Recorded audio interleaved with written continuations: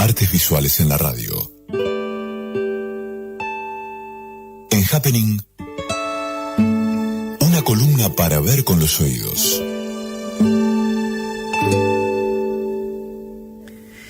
Guillermo Fantoni, ¿cómo le va? Muy bien, Patricia, ¿cómo estás? Muy bien, muy bien. Bueno, hoy vamos a hablar de una cosa distinta a la que voy a hablar a la tarde en la conferencia del Museo de la Ciudad. Porque en verdad ese museo tiene 8 obras de Salvador Zaino, que las atesora desde mediados de la década del 80 y que conforman un conjunto significativo desde el punto de vista estético e histórico, y al mismo tiempo muy representativo también dentro de la producción de Zaino. Zaino es una figura, nacida en Italia, que se ubica temporalmente entre la radicación de los primeros maestros extranjeros en la segunda mitad del siglo XIX y el establecimiento de un conjunto de academias en las primeras décadas del siglo XX. O sea que la academia que funda Zaino con Rafael Vicente Baroni alrededor de 1990 es una suerte de bisagra, es una de las primeras en ese sentido.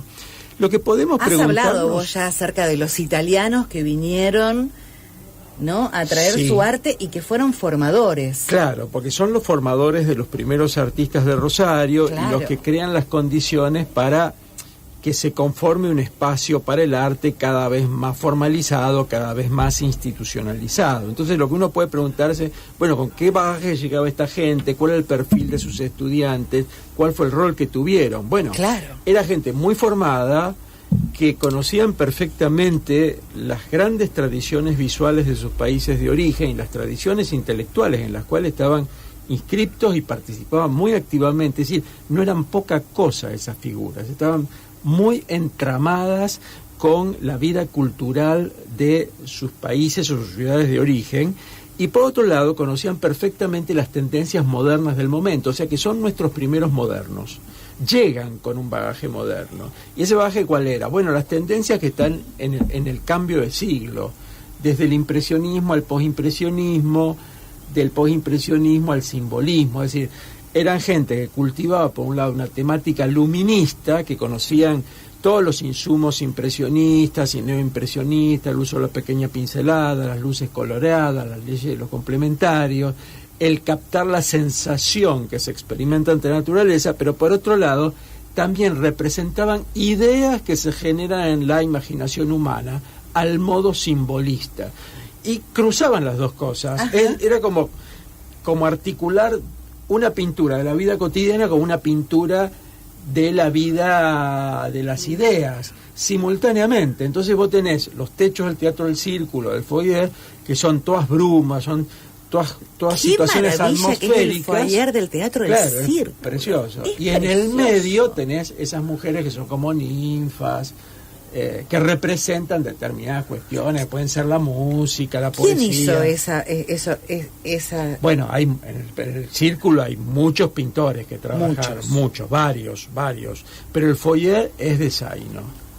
El foyer es de Zaino, porque tiene la particularidad este artista de que capta el proceso de modernización en el cambio de siglo. ¿Por qué lo digo? Bueno, porque por un lado, con su pintura del aire libre, capta situaciones que están cambiando, es decir, cómo una situación de casas precarias, de pequeños ranchos cerca del monumento, se van a ir convirtiendo en la Plaza Belgrano y después el predio donde se va a alzar el monumento, atrás de la catedral, donde está el caserón de Comas y otros edificios. Cómo la ciudad tiene una transformación exponencial a fines del siglo XIX.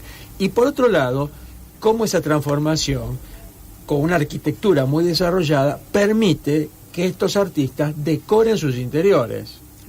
Entonces, bueno, se dan esas circunstancias que, bueno, son fabulosas y hacen de esta ciudad una de las grandes ciudades.